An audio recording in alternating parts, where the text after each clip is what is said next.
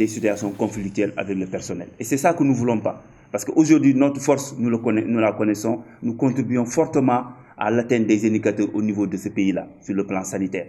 Donc elle veut amener, c'est pourquoi nous attirons l'attention des autorités sanitaires, judiciaires et administratives sur là où elle veut amener la situation. Et comme vous l'avez tantôt entendu par le biais des présidents et des collègues, notre problème, c'est deux personnes. Deux personnes qui se sont émixées dans la vie de cette association-là qui est née il y a plus de 40 ans.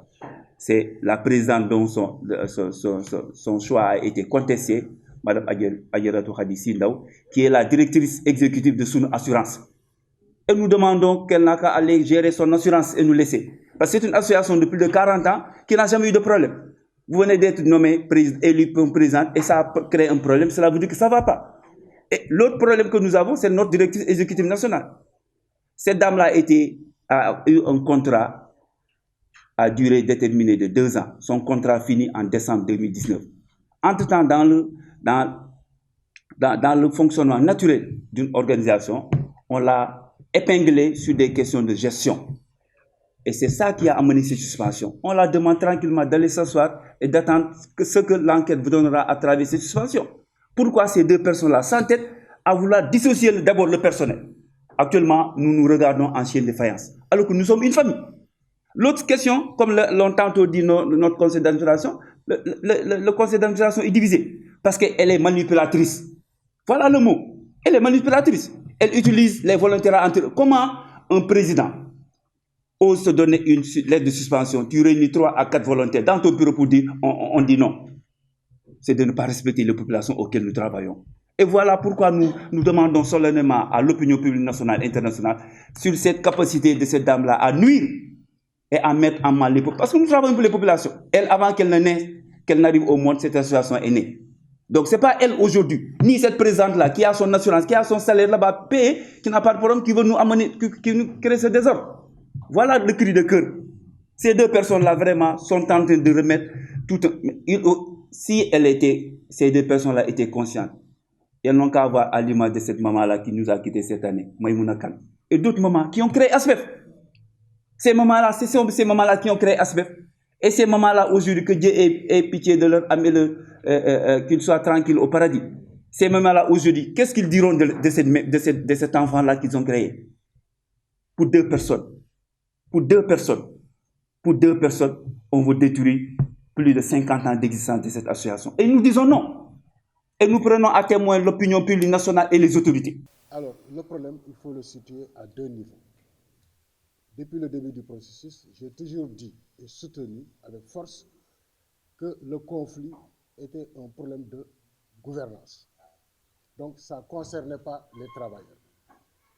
Alors, de ce point de vue, j'avais demandé aux travailleurs de se mettre derrière le président national par intérim parce qu'il avait assuré que les emplois ne seraient pas menacés et que les salaires également ne connaîtraient pas une suspension. Depuis lors, les travailleurs ont repris leur boulot et se sont exécutés. Mais aujourd'hui, il est constaté en cette fin du mois que les salaires ont été payés à l'exception de 3 qui sont privés de leur salaire et à cela couplé de sommations déposées par un huissier au niveau de ces 3 travailleurs pour le sommer à répondre dans 48 heures. Et nous savons ce qui devra s'en suivre. Après les demandes d'explication, c'est des lettres de licenciement. Donc, à partir de cet instant, naîtra le conflit du travail. Et quand il y a conflit du travail, il y a une réglementation, la législation du travail qui est là, qu'il faut suivre. Alors, mais à l'examen de la situation, si Mme Myriam Makeba Mingou a été suspendue de ses fonctions, et si nous acceptons les actes qu'elle pose de manière administrative, c'est reconnaître sa légitimité. Et étant donné que depuis le début du processus, nous avons refusé de reconnaître sa légitimité en nous mettant en phase avec le président national par intérim.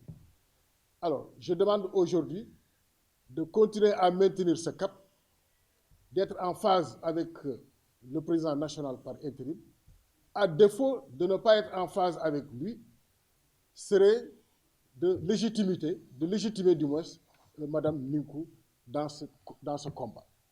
Et nous ne voulons pas légitimer une directrice exécutive qui a été sanctionnée pour 3 motifs, comme l'a si bien dit le président tantôt. Nous, ce qui nous intéresse, en tout cas, syndicats et travailleurs, c'est que ce conflit de travail ne naisse pas.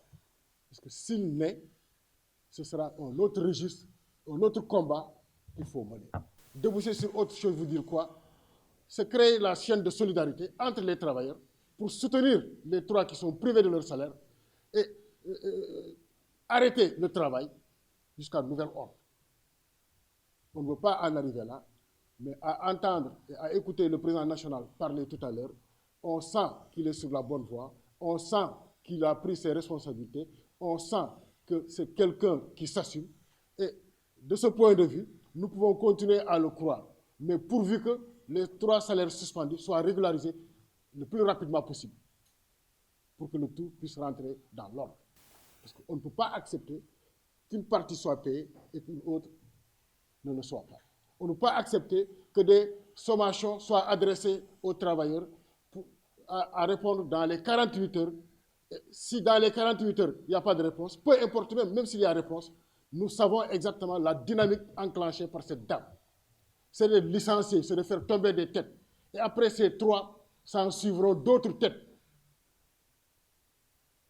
Ça, c'est clair et net. Et ça, on ne va pas l'assister, on ne va pas la regarder faire. Le syndicat est prêt. Que je dirige, le Sinatracom, la centrale UNSAS, que dirige Mme Bossok, aussi serait prête. Et à ce moment-là, j'impliquerai directement la centrale, en l'occurrence le camarade secrétaire général Mme Bossok, pour la prise en charge de ce dossier par la centrale UNSAS.